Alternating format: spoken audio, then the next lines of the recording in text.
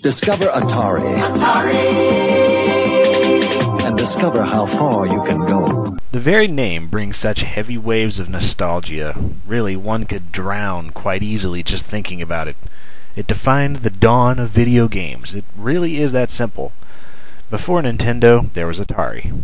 Sure, Intellivision and Coleco also had their bit of fame, and Magnavox may have technically kicked off the home console market, but Atari stands out as being the #1 console of the era.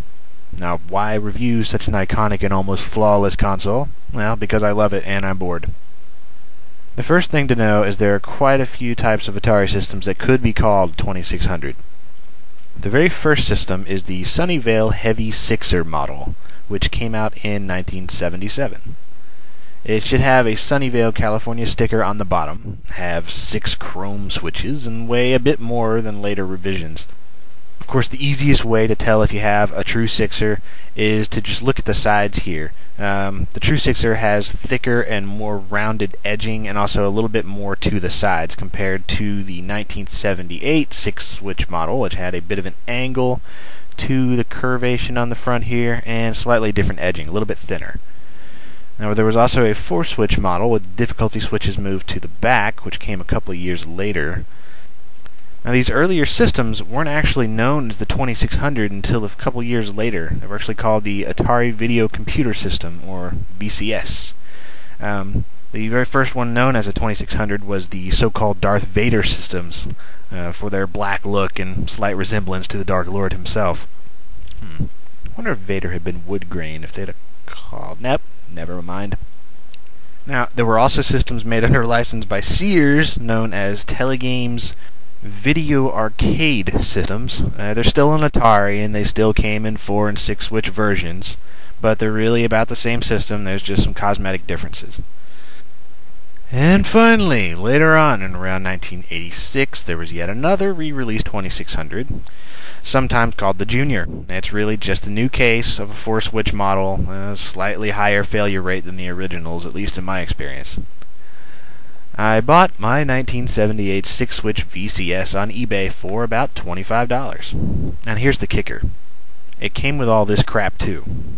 Yeah, it's really not uncommon to find one pretty good condition working Atari along with a bunch of games and accessories for less than $30. You basically guaranteed the standard games like Asteroids and Pac-Man, E.T., Air-Sea Battle, Combat. If you want more games, and trust me, you will, you can usually get around 30 or so games in a pack for about $20. I honestly wouldn't pay more than $3 for any game unless it's slightly rare, and the majority simply are not. So just buy a bunch of packs, pick and choose, and sell the stuff you don't want, whatever. Do try and get some paddles too, because probably a third of the games require a set. I'd avoid any third-party controllers because they suck.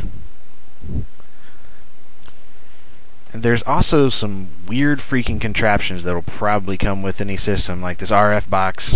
Screw it. Probably corroded and infected with some 30-year-old plague anyways. All you really need is this little thing. Plug it into the cord that comes out of the Atari, and you're set to hook it up to any TV with a coaxial connection. And also, before you start it up, just clean your freaking games. I won't even begin to tell you the atrocities I've come across when buying games. I mean, they're usually full of oxidized piss and maggots and evil killer dust bunnies.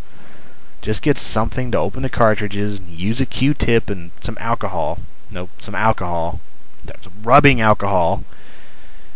And it'll be fine. I mean, it's well worth it to keep your machine from killing itself. The games are what you'd expect, and that's awesome. They're simple, fun, addictive, well, a good few of them at least. Some of my personal favorites would definitely be Fishing Derby, Kaboom, Sequest, Dragster, Chopper Command, pretty much anything made by Activision. They honestly own the Atari scene. Of course, there's my personal favorite, Circus Atari. Nothing like bouncing a dude into blocky balloon things and watching his head crack open when he falls. It's classic. I could go on and on. I mean, there's tons of great games. Oh, and fast food. You're getting fatter. How many other games remind you of that? And there's plenty of mind-numbing games and moronic games, of course.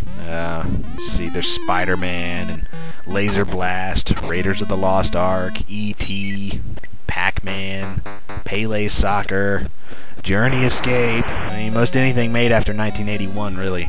Avoid them for your sanity and for the sake of all that is right in games. The controllers themselves are great, tight and responsive, and surprisingly fitting to your hand even though they look kind of boxy. You may need to clean the insides out a bit, especially the paddle and driving controllers, but it's really not that hard if you follow instructions like those at AtariGuide.com. Now, in my other reviews, I always comment on the ease of playing backups on the system. Surely with Atari, that's not really an issue, right? I mean, piracy, 1979. Okay, well.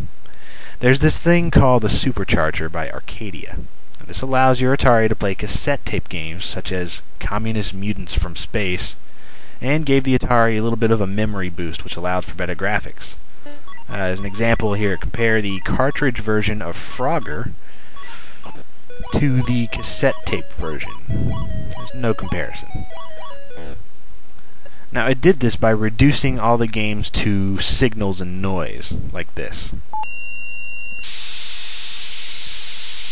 Really, all you need to do to get these games is the supercharger and something that outputs through a headphone jack, like a computer.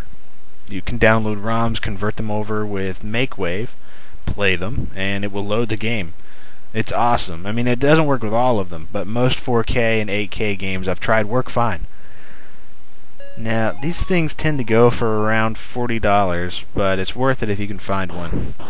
I mean, playing prototypes like Bloody Human Freeway in their original form is just priceless. The 2600 epitomizes old school gaming. Sure, it may have only had like 4 years of goodness before Warner fully killed off everything good about them, and the video game crash of '83 killed off what little remained, but you really can't help but love it. I mean, seriously, get one. No, go and do it right now, okay? Ding, frick.